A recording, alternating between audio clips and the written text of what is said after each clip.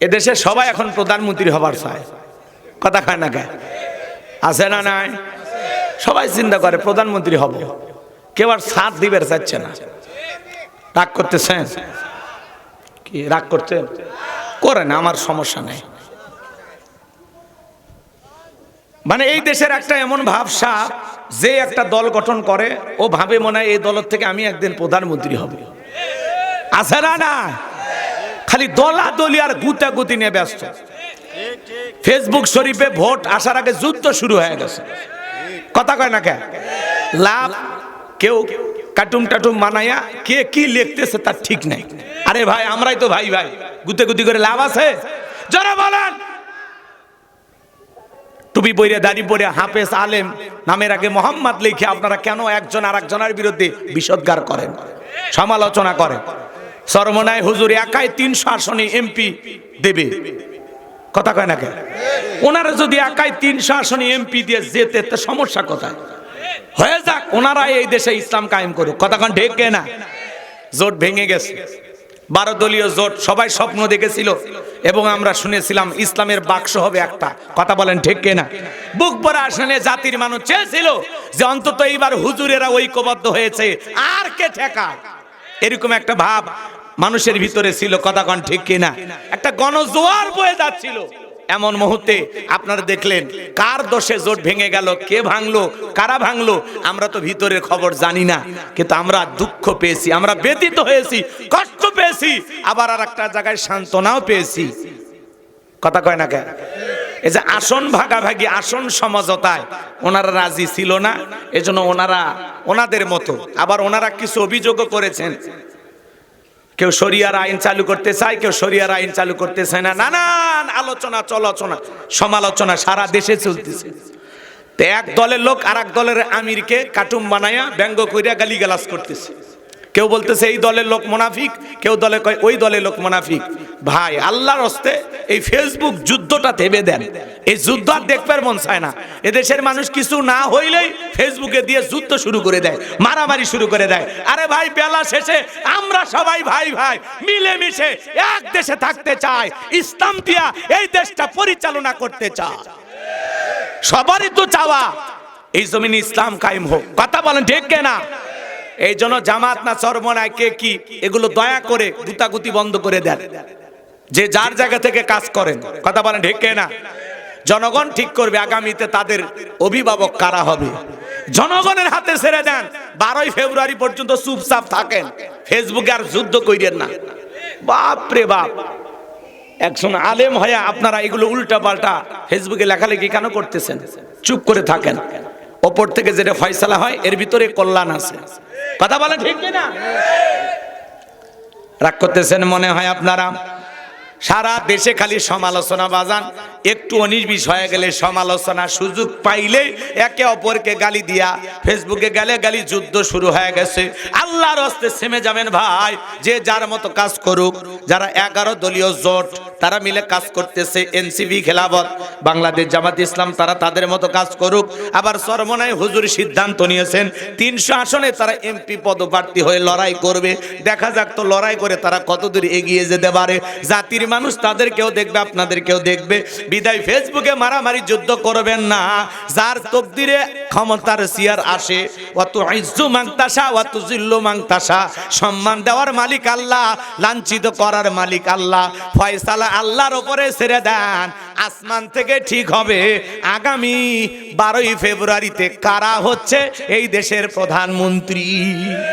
তবে এটা নিশ্চিত থাকেন, যে দলেরই হোক পুরুষ হবে নেতা, কথা কন। রাগ করতেছেন? তাহলে গুতাগুতি বন্ধ, ফেসবুক যুদ্ধ বন্ধ, থেমে যান। জোট ভেঙে গেল কার কারণে? এ মুনাফিক, ও মুনাফিক। এই বেটা, তোর কি মুনাফিকের ডিলারশিপ দিছে? কথা কয় না? একটু নির্বিষ হয়ে গেলে সবাই রে মুনাফিক বেঈমান বইলা গালি দেয়। কেন রে ভাই? চুপচাপ থাকেন না।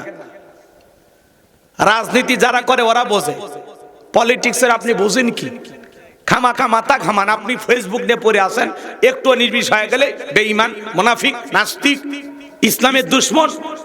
কথা কর নাকি আপনারা? কচ্ছে এক ঘুষি মারে চরমনার হুজুরের হয়নি, ওনাকে জেলে নিয়ে রিমান্ডে নেওয়া লাগতো। কি হয়েছে? এটা মানুষের কথা হতে পারে? কথা কন না আপনারা। উনি ঘুষি খাইতে কয় ঘুষি খাওয়া হয়নি, ওনাকে জেল খাটা লাগতো, তাহলে উনি ওই কি বুঝতো? হাই রে, বিরাট বড় আল্লাহওয়ালা এসে গেছে। ওনারা ওনাদের মতো থাক ভাই, ওনারা পীরের লাইনের লোক, ওনারা ওনাদের মতো খেদমত করতে দেন না। কথা কয় না? যারা বোঝে না তাদেরকে বুঝানো যায়। তা আপনি এত বোঝনেওয়ালা, তা আপনি যা ঠিক করে দেন, মিটমাট করে দেন। কথা কয় না? দেশের মানুষ একটা আশা করেছিল, এখন এক দল যদি সরে যায়, বাকি 11 দল আছে, এদেরকে নিয়ে ভাবেন, অথবা ওনাকে ভালোবাসলে ওনার কাছেই যান। আপাতত ছেড়ে দেন না 12 ফেব্রুয়ারি পর্যন্ত, চুপচাপ থাকেন ভাই। এই দেশে গুতাগুতি আর ভাল লাগে না। কথা কন, এই দলাদলি গুতাগুতি কাদা সরাসরি নিজের খায়া বনের মোস্তারায়, এরকম লোক আছে না? না, থেমে যান। আমাদেরকে ফোন দিয়ে পর্যন্ত বলতেছে, হুজুর কি হবে এবার, খুব আশা করছিলাম হুজুর আপনারা মনে হয় ক্ষমতায় যাবেন। ওর ভাবসাব দেখে মনে হয় আমি এমপি হচ্ছি এইবার। আরে ভাই, আমি তো ধারাই নিতে এমপি হবো কেমনে? তা রাগ করতেছেন আপনারা? হ্যাঁ, রাগ করেন না, আল্লাহ যেন আমাদের বুঝ দান করেন। জোরে কোন আমিন। আমরা এদেশে শান্তি চাই, কল্যাণ চাই, মিলে মিশে একটা সুন্দর বাংলাদেশ গঠন করতে চাই। আর যদি আল্লাহর দয়ায় এই দেশে ইসলাম চালু হয় তো আর তো কথাই নাই। আমরা কি ইসলামের পক্ষে আছি? এই জমিনে আল্লাহর আইন চালু হোক। কারা কারা চান একটু হাত তুলে দেখান তো দেখি। লিল্লাহি তাকবীর। আল্লাহ এই জমিনকে ইসলামের জন্য কবুল করে নেন। আমাদের সবাইকে ইসলামের জন্য কাজ করা তৌফিক দান করেন। চিল্লায় কোন আমিন। ইসলাম আছে যেখানে, আরে কোরআন হাদিস যেখানে, সুদ ঘুষ যেখানে, নাস্তিক বেঈমান যেখানে, লিল্লাহি তাকবীর। আমার ভাইয়েরা, তাহলে কথাকে বুঝতে পেরেছেন? কাদা সরাসরি বন্ধ, ফেসবুক যুদ্ধ বন্ধ। আমি যে কথা বলতে চাচ্ছিলাম বাজান, গভীর মনোযোগ দিয়ে শোনেন। আমি কথা বলবো পবিত্র কোরআনুল কারীমের 23 নম্বর সূরা, সূরা নাম্বার 23 বাতিলের হবে সাইজ ইনশাআল্লাহ। বলেন, মোট আয়াত আছে 18, রুকু আছে 6টি। বিশ্বনবীর মক্কার জিন্দেগিতে আল্লাহ রাব্বুল আলামিন এই সূরাটি নাজিল করেছেন। সম্মানিত ভাইয়েরা আমার, সূরাটির নাম সূরা আল মুমিনুন। আল্লাহ পাক তার বিশ্বাসী বান্দাদের জন্য সূরা আল মুমিনুন নাজিল করেছেন। যারা অবিশ্বাসী কাফের, এদের জন্য আল্লাহ রাব্বুল আলামিন একটি সূরা নাজিল করেছেন। সূরাটির নাম হলো কাফিরুন। জোরে বলেন কি নাম? কুল ইয়া আইয়ুহাল কাফিরুন। যারা অবিশ্বাসী কাফের, এদের জন্য আল্লাহ রাব্বুল আলামিন সূরা কাফিরুন নাজিল করেছেন। যারা হলো দুদুল্যমান, 2 নৌকায় পা দিয়ে চলে, মুখে বলে একটা অন্তর আর একটা দুমুখ সাপ, বৃষ্টি যেদিকে ছাতা ধরে সেদিকে গোলালু মার্কা, সব তরকারিতে চলে, সুবিধাবাদ জিন্দাবাদ। এদের নাম হলো কি? মুনাফিক। এই মুনাফিকদের জন্য আল্লাহ রাব্বুল আলামিন একটি সূরা নাজিল করেছেন। সূরাটির নাম হলো মুনাফিকুন। এই মুনাফিক চেনা বড় কঠিন। মুনাফিকদের স্বভাব হলো ইসলাম নামের গাছের গোড়া কেটে মাথায় পানি ঢালে। কথা বলে ঠিক কিনা? চুপ করে থাক ধোকাবাজ, চোখে তোদের নাহি লাজ। চুপ করে থাক ধোকাবাজ, চোখে তোদের নাহি লাজ। গোড়া কেটে মাথায় ডালো পানি, তোদের চিনি আর কতকাল করবি রে শয়তানি। মুনাফিকেরা সুযোগ পাইলে ইসলামকে জবাই করে। মুনাফিকেরা সুযোগ পাইলে নিজের রাস্তা ক্লিয়ার করার জন্য রাতের আধারে মার্ডার করে, হত্যা করে, আর সকালবেলা ওই লাশের উপরে ফুলের মালা দিয়া শোক প্রকাশ করে বলে বড় ভালো লোক ছিল। ভালো লোক ছিল তো মানলি কেন শয়তান? কথা বলেন। মুনাফিকেরা ওয়াকাম বদকাম যা করে সব দোষ অন্যের ঘাড়ে চাপায়া দেয়। মনে রাখবেন, দাড়ি টুপি থাকার পরে মুনাফিক হতে পারে, হজ করার পরে আলহাজ মুনাফিক হতে পারে। নবীর পিছনে নামাজ পড়ে লোকটা যদি মুনাফিক হয়, আপনার আমার পিছনে নামাজ পড়ে তার চাইতে বড়টা হবে। কথা বলেন ঠিক কিনা? মনে রাখবেন, বৌদ্ধ খ্রিস্টান হিন্দুদের ভিতর থেকে মুনাফিকের জন্ম হয় না, মুনাফিকের জন্ম হয় মুসলমানের ভিতর থেকে। কথা বলেন ঠিক কিনা? আর মনে রাখবেন, ইসলামের ক্ষতি অমুসলিমেরা যতটা না করে, তার চাইতে বেশি নামদারি মুনাফিক মার্কা মুসলমানেরা ইসলামের সবচেয়ে বেশি ক্ষতি করে। কথা বলেন ঠিক কিনা? সম্মানিত ভাইরা আমার, আজকে মুনাফিকদেরকে নিয়ে আলোচনা করার সুযোগ নাই। আমি আলোচনা করব আল্লাহর ভিআইপি মুমিন বান্দাদেরকে নিয়ে। বলুন আল্লাহু আকবার। আমরা সবাই মুমিন, এতে সন্দেহ নাই তো? কথা বলেন, এতে সন্দেহ আছে? তাহলে কথা বলবো সূরা আল মুমিনুন থেকে। জবান ছেড়ে সবাই একটু মহব্বতে আমার সঙ্গে তেলাওয়াত করুন। আউযু বিল্লাহি মিনাশ শাইতানির রাজিম বিসমিল্লাহির রাহমানির রহিম। বিতাড়িত মোর্দাত শয়তানের কাছ থেকে আল্লাহ পাকের কাছে আশ্রয় প্রার্থনা চাচ্ছি। পরম করুণা অসীম দয়ালু আল্লাহ তাআলার নামে শুরু করছি। আমরা যে কোনো কাজ শুরু করব কার নামে? আল্লাহর নামে কাজ শুরু করলে বরকত আছে না নাই? সম্মানিত ভাইয়েরা আমার, যে কোনো আয়াত বা সূরার তাফসীর করতে হলে কোন প্রেক্ষাপটে কোন সময় আল্লাহ তাআলা সেই সূরাটি বা আয়াতটি নাজিল করেছেন। এই যুবকেরা, এই গেটে কি গল্প টক শো শুরু করছো? এটি গল্প না করে ভিতরে বসো বাবা, গল্প পরেও করার সুযোগ হবে। এই বসো না, এই ভাতিজা বসো, বসো, দাঁড়ায় থেকে না, বসো বাবা বসো। যে কোনো আয়াত বা সূরার তাফসীর করতে হলে কোন প্রেক্ষাপটে কোন সময় আল্লাহ তাআলা সেই সূরাটি বা আয়াতটি নাজিল করেছেন, সেই নাজিলের প্রেক্ষাপট জানার দরকার আছে না নাই? আরবিতে বলা হয় শানে নজুল। যদি শানে নজুল আলোচনা করা হয় তাহলে তাফসীর বুঝতে সহজ হয়। তাহলে সূরা আল মুমিনুন নবীজির উপরে কোন সময় কোন প্রেক্ষাপটে আল্লাহ তাআলা নাজিল করেছেন আমি কি একটু তুলে ধরবো? কথা কয় না, আমি কি তুলে ধরবো? কষ্ট হবে না তো ইনশাআল্লাহ? আওয়াজ দিয়ে সহযোগিতা করবেন, আমি করবো আওয়াজ, আপনারা দেবেন আওয়াজ, জবাব দিবেন ঠিক ঠিক, আলোচনা হবে কমপ্লিট। শ্রোতাদের স্পিরিটে বারে বক্তার হিট, আলোচনা হবে জায়গা মতো ফিট। আগে বলতাম কিছু আজ প্যান্ডেলে, কিছু আজ অ্যাঙ্গেলে, এখন আর অ্যাঙ্গেলে না, যা বলবো সব ডাইরেক্ট। অ্যাঙ্গেলে বলার দিন শেষ, ডাইরেক্ট বলার বাংলাদেশ। কথা বলেন ঠিক কে না? এজন্য আওয়াজ দিয়ে আপনারা বুঝাবেন যে না হুজুর নরম না গরম চলবে। আপনাদের আওয়াজে অনেক কিছু নির্ভর করবে। পারবেন তো ইনশাআল্লাহ? তাকবীর দান, লিল্লাহি তাকবীর। সম্মানিত ভাইয়েরা আমার, নবীর প্রিয় সাহাবী হযরত ওমর ফারুক ডেকে বলেন, আমি মৌমাছির গুনগুন আওয়াজ শুনলাম। ডানে তাকায় মৌমাছি নাই, বামে তাকায় মৌমাছি নাই। নবীজির চেহারা মোবারকের দিকে তাকায় দেখি নবীজি ফিসফিস করে কি যেন তেলাওয়াত করতেছেন। হযরত ওমর ফারুক ডেকে বলেন, আমার বোঝার বাকি রইল না, আসমান থেকে নবীজির উপরে কোরআনুল কারীম নাজিল হচ্ছে আর বিশ্ব নবী কোরআনুল কারীম রিসিভ করতে ব্যস্ত। বলুন আল্লাহু আকবার। মৌমাছির গুনগুন আওয়াজ হলে কোরআনুল কারীম নাজিল হয়। দপ্তরি ছুটির ঘন্টায় বাড়ি মারে টনটন আওয়াজ হলে কোরআনুল কারীম নাজিল হয়। নবী যখন ঘোড়ার উপরে থাকতেন ওই সময় যদি কোরআনুল কারীম নাজিল হইতো, ওহির ভারে ঘোড়ার পা গুলো বালুর ভিতরে ডেবে যেত। বলুন আল্লাহু আকবার। তাহলে কোরআনুল কারীমের একটা আলাদা ওয়েট, আলাদা একটা ওজন আছে না নয়?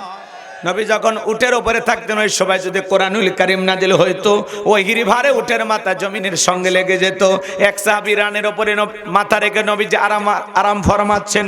ওই সময় যখন আমার ভাইয়েরা গভীর মনোযোগ দিয়ে কথাগুলো শুনবেন, নবী যখন আরাম ফরমাচ্ছিলেন ওই সময় যখন কোরআনুল কারীম নাজিল হলো, সাহাবী ডেকে বলেন, আমার কাছে মনে হয় আমার আনটা ফেটে যাবে, আমার কাছে মনে হয় আমার আনের উপরে পাহাড় চেপে ধরা হয়েছে। তাহলে বলেন তো বাজান, কোরআনুল কারীমের একটা আলাদা ওয়েট, আলাদা একটা ওজন আছে না নাই?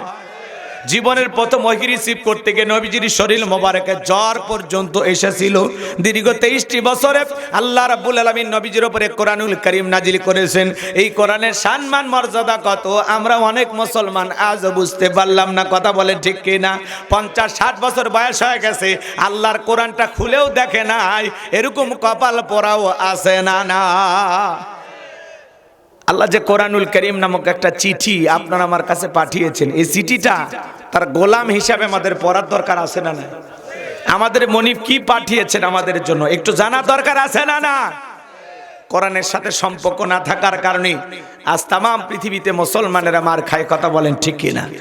কোরআন আর ইসলাম থেকে দূরে সরে যাওয়ার কারণে তামাম পৃথিবীর জালেম আর বেঈমানরা আমাদের ঘাড়ে চেপে রাজত্ব করে। কথা বলেন ঠিক কি না? মুসলমান কোরআন আঁকড়ে ধরতে হবে, কোরআনের কাছে আসতে হবে, কোরআন পড়তে হবে, কোরআন জানতে হবে, কোরআনের সাথে আমাদের সম্পর্ক রাখতে হবে। কথা বলেন ঠিক কি না? আমার ভাইরা, লম্বা করার কোনো সুযোগ নাই। 8টি পদ্ধতিতে নবীজির উপরে কোরআনুল কারীম নাজিল হইতো। হযরত ওমর ফারুক ডেকে বলেন, নবীজির কোরআনুল কারীম রিসিভ করা শেষ হয়ে গেল। নবীজি সাহাবায়ে কেরামদের দিকে মুখ ঘোরা ডেকে বলেন, আমার সাহাবীরা, এই মাত্র আসমান থেকে জিবরাইল এসে আমার উপরে সূরা আল মুমিনুনের 10টি আয়াত কারিমা নাযিল করে জানা দিয়ে গেলেন, নবী গো, এই 10টি আয়াতের ভিতরে আল্লাহ রাব্বুল আলামিন তার আদরের মুমিন বান্দাদের জন্য 7টি কোয়ালিটি নিয়ে আলোচনা করেছেন, 7টি গুণাবলী নিয়ে আলোচনা আলোচনা করেছেন কোন মুমিন যদি এই 7টি গুণে গুণান্বিত হতে পারে, 7টি গুণ দিয়ে তার জীবনটাকে সাজাইতে পারেন, আমার আল্লাহ বলেন উলাইকা হুমুল ওয়ারিসুন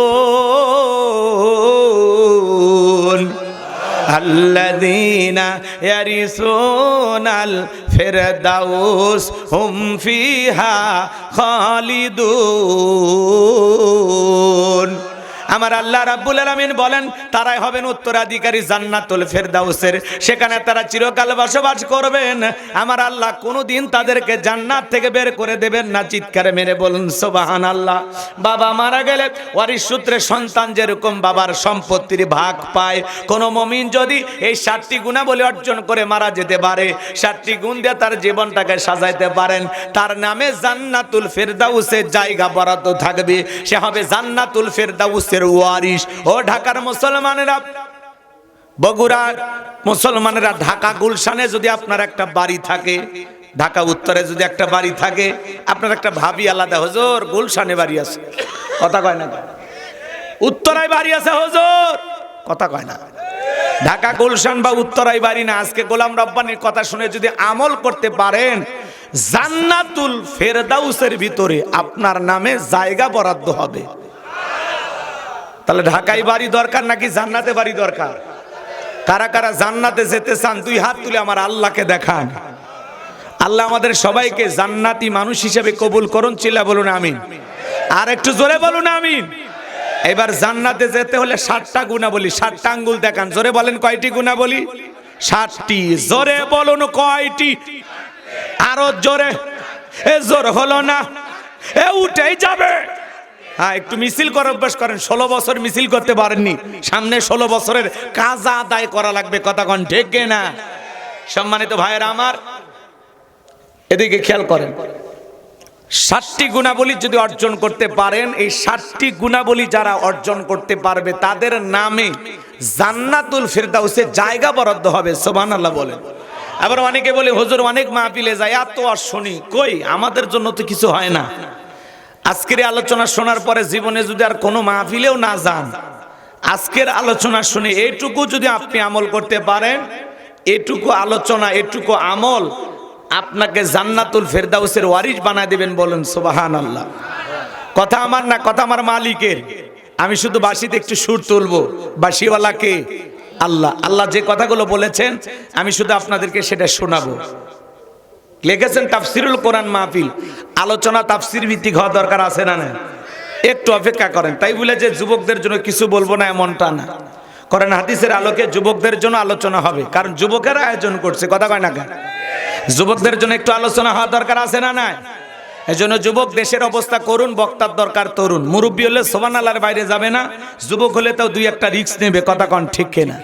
এজন্য একটু অপেক্ষা করো। তোমাদের মনে কি চায় আমি বুঝি। তোমাদের জন্য স্পেশাল আলোচনা আমার মাথার মেমোরিতে সেভ করা আছে, সময় মতো ডাউনলোড দিয়ে শোনায় দেবো ইনশাআল্লাহ। মা বোন যারা আসছেন, মা আপনারাও নিরাশ হবেন না, আপনাদের জন্য আলোচনা হবে। বিশেষ করে যে সমস্ত মা বোনেরা আঁকা বাঁকা পথে চলে, আজকে ওয়াজের মাধ্যমে তাদেরকে সোজা রাস্তা দেখানো হবে। কথা কন ঠিক কিনা? খালি একটু অপেক্ষা করেন। কষ্ট হচ্ছে কে? কষ্ট হয় তাহলে তাকবীর দেন, লিল্লাহে তাকবীর। নবী তখন সাহাবা ইকরামদের দিকে মুখ ঘুরে ডেকে বলেন, ও আমার সাহাবীরা। নবী তখন সাহাবা ইকরামদের সামনে সুন্দর করে তেলাওয়াত করে শুনিয়ে দিলেন। আমার আল্লাহ বলেন, قد فلح المؤمنون।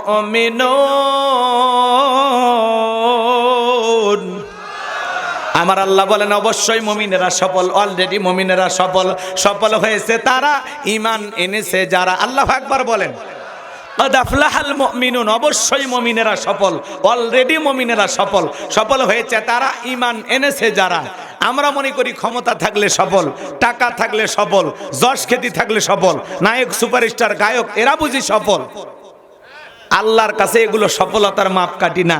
আল্লাহর কাছে সফল হতে পারবে তারা, ঈমান আনবে যারা। কথা বলেন ঠিক কিনা? আমার ভাইয়েরা, বর্তমান পৃথিবীর সবচাইতে ক্ষমতাধর ব্যক্তির নাম হলো ডোনাল্ড ট্রাম্প। কথা কয় না কে?